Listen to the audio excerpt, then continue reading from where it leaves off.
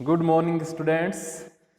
Previous class में अपन ने Herdmania के डाइजेस्टिव सिस्टम को अपन ने स्टार्ट किया था, जिसमें अपन ने उसकी एलिमेंट्री कैनाल में पाए जाने वाली विभिन्न प्रकार की जो संरचनाएं थी, जैसे कि माउथ, उसकी बक्कल कैविटी में अपन ने ये जाना था कि इसमें बहुत सारे सीलिया एक ग्रुप के अंदर उपस्थित होते हैं, जिनका नाम आई थिंक मैं बताना भूल गया था। उनकी संख्या के ऊपर तो अपन ने बात कर ली थी कि ये 64 के लगभग होते हैं। इन्हें बोलते हैं branchial tentacles. Branchial tentacles, branchial tentacles. Tentacles का मतलब है यहाँ पे स्पर्शक से, ठीक है। जिनकी संख्या 64 थी, जिनमें से 8 बड़े, 8 मध्यम, 16 छोटे और 32 बहुत ही छोटे थे, ठीक है। तो अपन ने इस तरह से बक्कल कैविटी की बात कर ली थी। फिर फेरेनेक्स या ग्रसनीय पार्ट स्टार्ट हुआ था, दो भागों से मिलकर बना हुआ था। एक तो प्री ब्रेंकियल रीजन और एक ब्रेंकियल सैक। ब्रेंकियल सैक अपन ने जाना था कि इसमें गिल स्लिट्स या स्टिग्मेटा प्रेजेंट होते हैं, और इन स्टिग्मेटा पर लाखों की संख्या में सीलिया भी पाए जाते हैं। और अपन ने यह भी जाना था कि ब्रेंकियल सैक में या क्लोम कोश में इन स्टिग्मेटा के अतिरिक्त भी अन्य संरचनाएं भी, स्ट्रक्चर्स भी पाई जाती है। जैसे अपन ने एग्जांपल लिए थे ट्रेबिक्यूले, ड्रोसल लेमिला और एंडोस्टाइल। तो अपना जो पॉइंट चल रहा था वो था ब्रेंकियल सैक, ब्रेंकियल सैक, जिसे अपन बोल रहे थे क्लोम कोश, जो ग्रसनीय भाग का सबसे बड़ा और नीचे वाला भाग था, यानी कि एलिमेंट्री कैनाल का सबसे महत्वपूर्ण भाग था, क्योंकि इसमें ही तो गिल स्लिट्स या क्लोम दरारें पाई जाती है, जिनको स्टिग्मेटा के नाम से अपन जान रहे हैं, ठीक है। तो इसके अंदर अपन ने स्टिग्मेटा के अतिरिक्त जो संरचनाओं के नाम लिखे थे अपन ने, उनमें से ट्रेबिक्यूले, सेकंड नंबर पे अपन ने बात की थी डोर्सल लेमिना,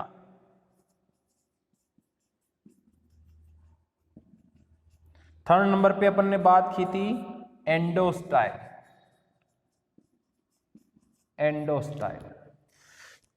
इस एंडोस्टाइल पर क्वेश्चन आते हैं, इसलिए अपन इसको डिटेल में जानेंगे। बाकी तो अपन ने डिटेल में थोड़ा पढ़ लिया था प्रीवियस क्लास में। ये जो एंडोस्टाइल होता है, ये दिखाई कैसा देता है? सबसे पहले उसका एक आउटलाइन डायग्राम अपन बना लें तो समझने में अपने आसानी हो जाएगी। तो इसमें एक एपिथेलियल वॉल होती है, ये उपस्थित कहाँ है? ब्रेंकियल सैक की सरफेस पर,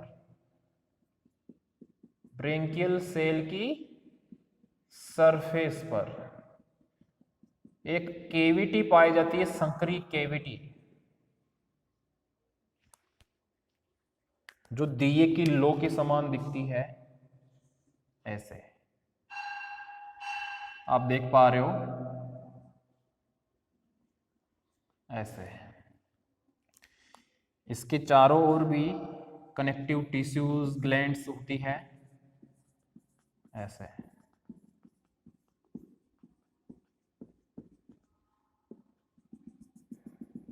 ऐसे यह है एंडोस्टाइल, ठीक है। तो ध्यान से सुनना, एंडोस्टाइल कहां उपस्थित होगा? ब्रेंकियल सैक की बेसल सरफेस पर, आधारीय सतह पर एक संकरी केविटी,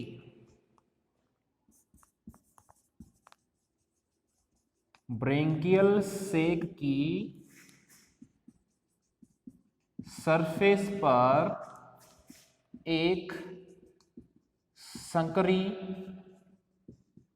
कैविटी, कैविटी को जिसे अपन बोलते हैं गुहा, पाई जाती है या उपस्थित रहती है, जिसे एंडोस्टाइल के नाम से जाना जाता है। क्लियर है? यह एंडोस्टाइल म्यूकस, या इससे पहले अपन जान लेते हैं कि इस जिसमें लंबवत, अच्छा ये जो ब्रेंकियल सेक की सरफेस पर एक लंबवत कैविटी, जो कैविटी जो है ये क्या है? लंबवत है, लंबवत, और इसमें लगभग 5 लंबवत सीलिया पाए जाते हैं एक समूह में। 5 लंबवत रोम लाइक या हेयर लाइक सीलिया पाए जाते हैं। ये वाले, ये इनकी संख्या 5 होती है, लंबवत सीलिया है, जिनका मोस्ट कार्य म्यूकस सबस्ट्रेट रिलीज करना होता है। क्या काम है इनका? म्यूकस सबस्ट्रेट रिलीज करना होता है।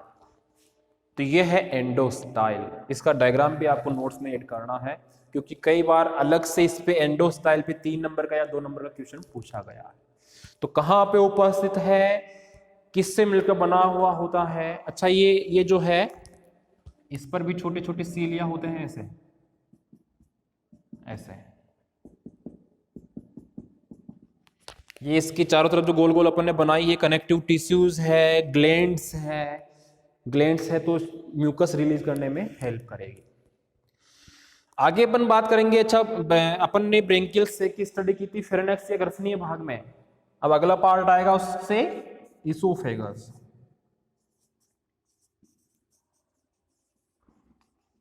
या इसोफेगल एरिया। फेरेनेक्स के जस्ट अगला सकरा मुड़ी हुई नली के समान जो भाग होता है वह इसोफेगस या ग्रास नाल के नाम से जाना जाता है। तो ये कैसा होता है? संकरा मुड़ी हुई ट्यूब लाइक होता है। बस इतना ही अपन को जानना है इसमें। इससे नेक्स्ट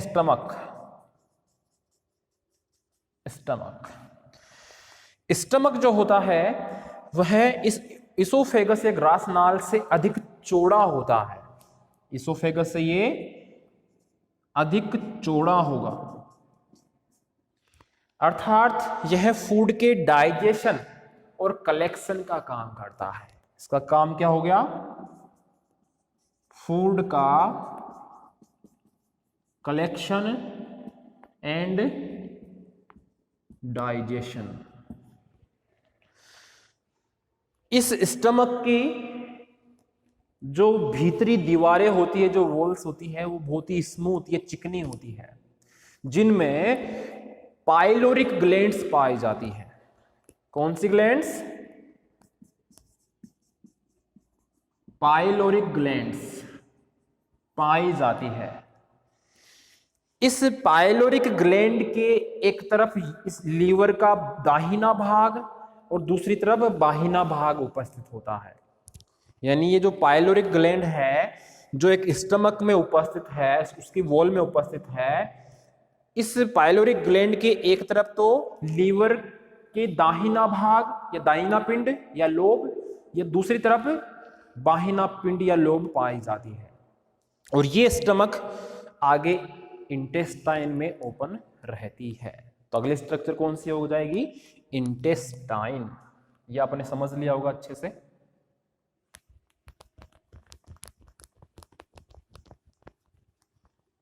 अपन को कंटिन्यू चलना है एक एक स्ट्रक्चर को जोड़ते हुए, तभी तो एक कंप्लीट एलिमेंट्री कैनाल की स्ट्रक्चर बने पाएगी। ये एंडोस्टाइल को स्पेशली ध्यान रखना इसमें।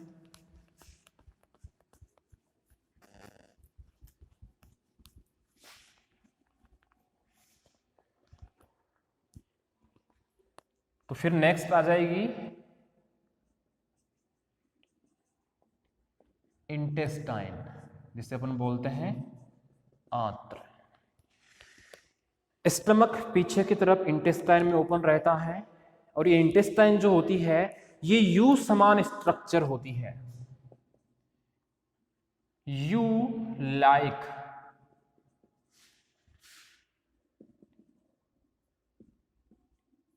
स्ट्रक्चर में ओपन होता है, जिसे इंटेस्टाइन कहते हैं। बस इतना ही अपन को इसमें जानना है। इंटेस्टाइन के बाद रेक्टम, रेक्टम मीन्स मलाशय। इंटेस्टाइन आगे चलकर रेक्टम में ओपन होती है, और इस रेक्टम, ये रेक्टम जो होती है ये एक संकरी ट्यूब लाइक स्ट्रक्चर होती है, जिसकी जो दीवारें होती है वो एपिथेलियल या एपिथेलियल वॉल से मिलकर बनी हुई होती है, एपिथेलियल सरफेस। ठीक है, तो ये अपन ने एलिमेंट्री कैनाल में जितनी भी स्ट्रक्चर्स थी जो आपस में मिलकर एलिमेंट्री कैनाल बना रही थी, उनको अपन ने डिटेल से जान लिया है। अब नेक्स्ट पार्ट कौन सा है डाइजेस्टिव सिस्टम का? एलिमेंट्री कैनाल को अपन ने जान लिया है, डाइजेस्टिव ग्लैंड्स है। अब तो सेकंड नंबर पे आ जाएगी डाइजेस्टिव ग्लैंड्स, जिनमें अभी नाम लिया है जस्ट मैंने, लीवर, जिसे अपन बोलते हैं यकृत। तो जो लीवर होता है उससे डाइजेस्टिव जूस के रूप में एमाइलेज, प्रोटीएज एवं लाइपेज एंजाइम्स रिलीज किए जाते हैं। एमाइलेज, प्रोटीएज एवं लाइपेज नामक एंजाइम्स रिलीज किए जाते हैं जो फूड को डाइजेस्ट करने का काम करते हैं। ये कहां पर है? लीवर। अभी अपन ने जस्ट बात की थी स्टमक। स्टमक की जो पाइलोरिक ग्लैंड है उसकी दोनों तरफ लीवर की दोनों लोब्स पाई जाती है, लेफ्ट और राइट, ध्यान रखना। दूसरी है, अपन ने अभी जस्ट बात की pyloric, pyloric glands. Pyloric glands दो प्रकार के काम करती है, एक तो पेनक्रियाज का और एक एक्सक्रीटरी ऑर्गन का। तो यह है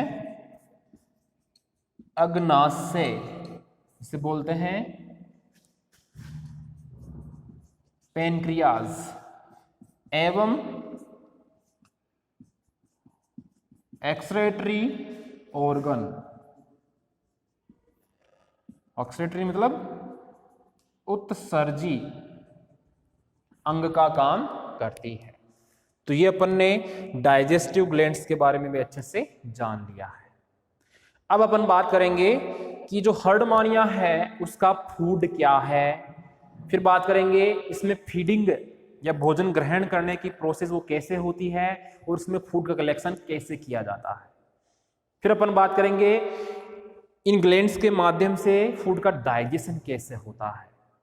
तो चलते हैं अपन। सबसे पहले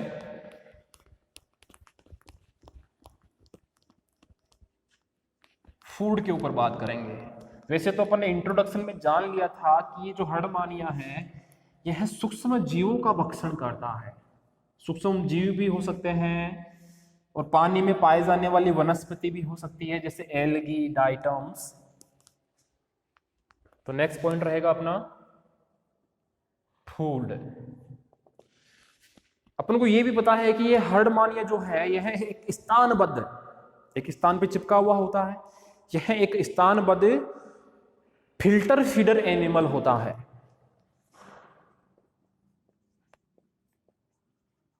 हर्डमानिया एक स्थानबद्ध एवं फिल्टर फीडर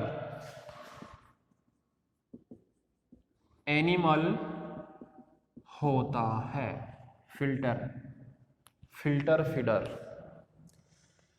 अर्थात यह सीलियरी मैकेनिज्म द्वारा अपना फूड ग्रहण करता है। सीलियरी मैकेनिज्म द्वारा, सीलिया के माध्यम से तो जल धारा उत्पन्न करता है, तो उसके माध्यम से ही अपना भोजन ग्रहण करता है जल की धारा उत्पन्न करके।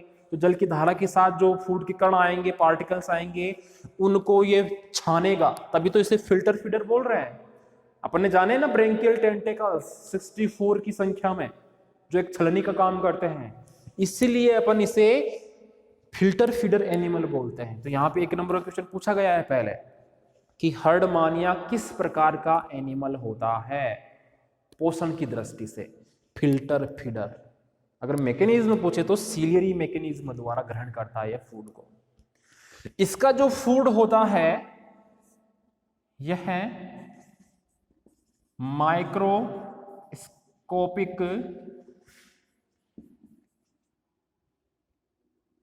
प्लैंकटोनिक, जैसे algae, diatoms and ciliary animals, ये इसका फूड होता है। यानी जो माइक्रोस्कोपिक प्लैंक्टन्स होते हैं, प्लैंक्टोनिक का मतलब है पादप पलवक, पादप पलवक, जैसे एल्गी हो गए, डाइटम्स हो गए और सीलियरी एनिमल, छोटे छोटे जीव, सूक्ष्म जीव, तो ये इसका फूड है। नेक्स्ट अपन बात करें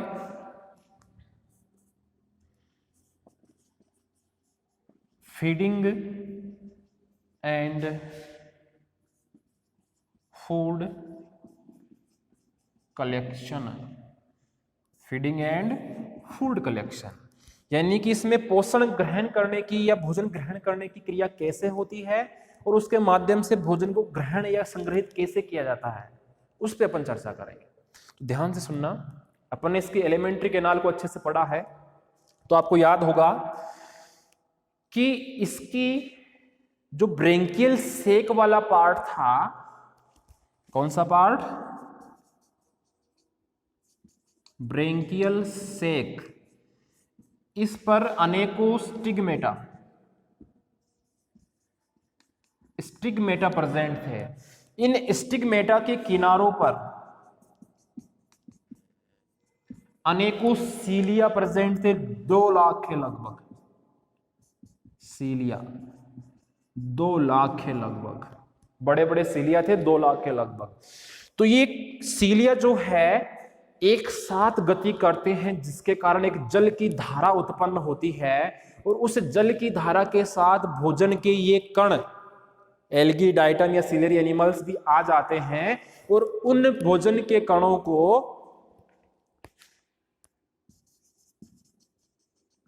ब्रेंकियल टेंटेकल्स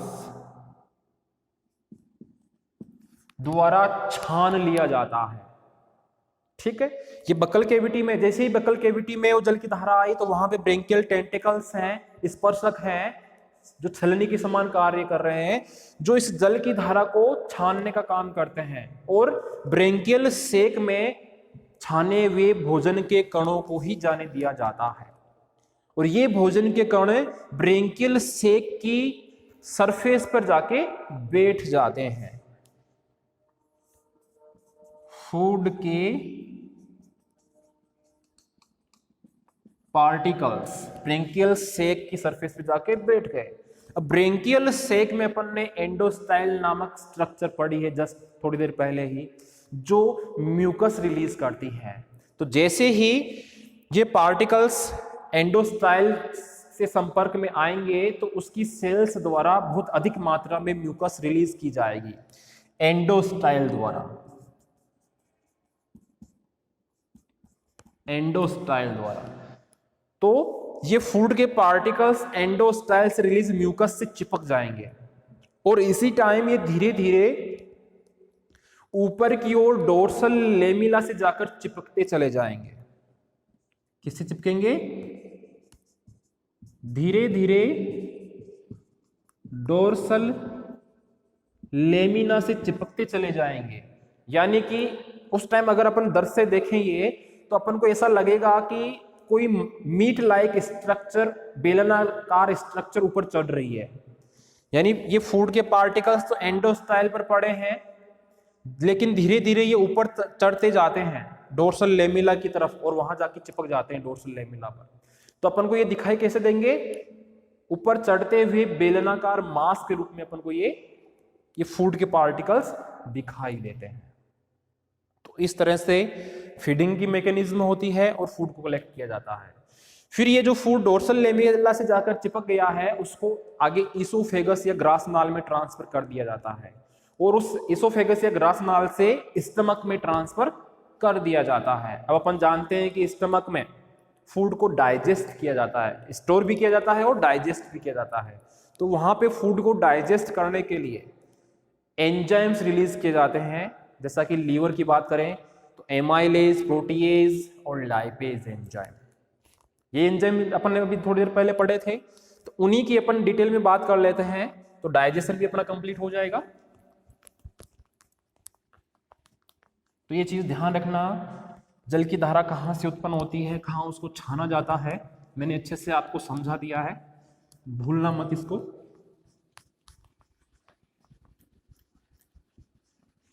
हाँ, ये भी बता दो, कई स्टूडेंट्स से रहता है सर डायग्राम कौन कौन से बनाएं। तो इसमें आपको एक तो हर्डमानिया की एलिमेंट्री कैनाल का और हर्डमानिया की एंडोस्टाइल का ये डायग्राम बनाने हैं अब तक। तो स्टमक में क्या हो रहा है? जैसे ही स्टमक में फूड पहुंचता है तो यहां पे अपन को पता है कि जैसे मान लो स्टार्च, अब फाइटोप्लैंक्टन से यानी पादप प्लवक है, यानी कि उनमें स्टार्च तो होगा ही होगा फूड के रूप में। तो स्टार्च के ऊपर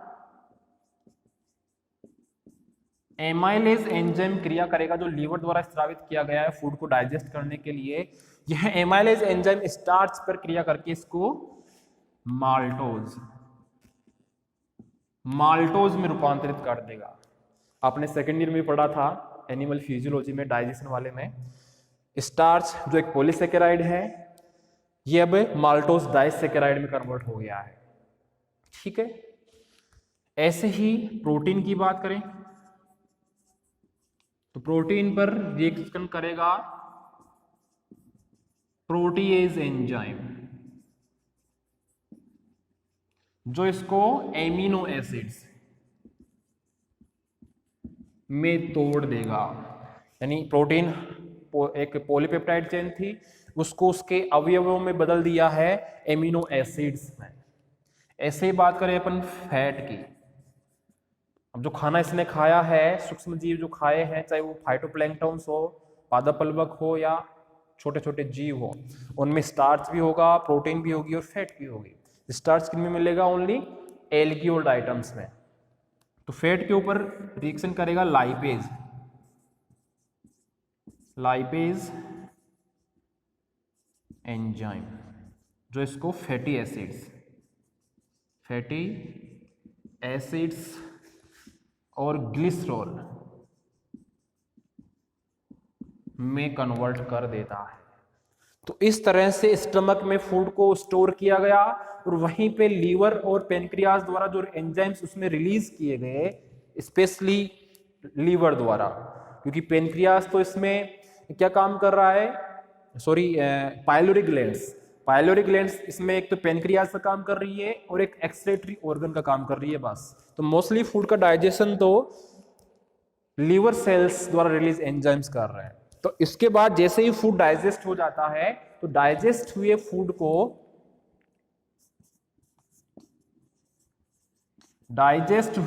को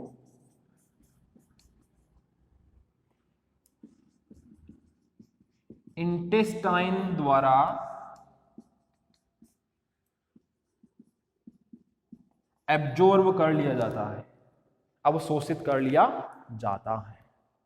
तो ये अपन ने हर्डमानिया के डाइजेस्टिव सिस्टम की विस्तार पूर्वक जानकारी ग्रहण कर ली है। जिसमें अपन ने इसका डाइजेस्टिव सिस्टम दो प्रकार की संरचनाओं से मिलकर जाना है, एक तो एलिमेंट्री कैनाल और एक डाइजेस्टिव ग्लैंड्स। एलिमेंट्री कैनाल की अपन ने डिटेल से बात कर ली, डाइजेस्टिव ग्लैंड्स की बात कर ली, फिर इसके फूड के बारे में बात कर ली, फीडिंग और कलेक्शन का जो मेथड था फूड कलेक्शन का उसको अपन ने अच्छे से जान लिया, और फूड का डाइजेशन कैसे होता है, किन एंजाइम्स के द्वारा होता है, और फिर उसका अवशोषण कहाँ पे होता है, उन सभी को अपन ने अच्छे से समझ लिया है। तो यहाँ पे से क्वेश्चन छोटे भी बनते हैं, बड़ा क्वेश्चन भी बनता है कि हर्डमानिया की के डाइजेस्टिव सिस्टम को विस्तार पूर्वक समझाइए। 3 नंबर का क्वेश्चन भी बन सकता है, जैसे एंडोस्टाइल का पूछ लिया आपको अलग से। ठीक है, नेक्स्ट क्लास में अपन बात करेंगे इसके सर्कुलेटरी सिस्टम की। ठीक है, तो आज के लिए इस क्लास में इतना ही। धन्यवाद।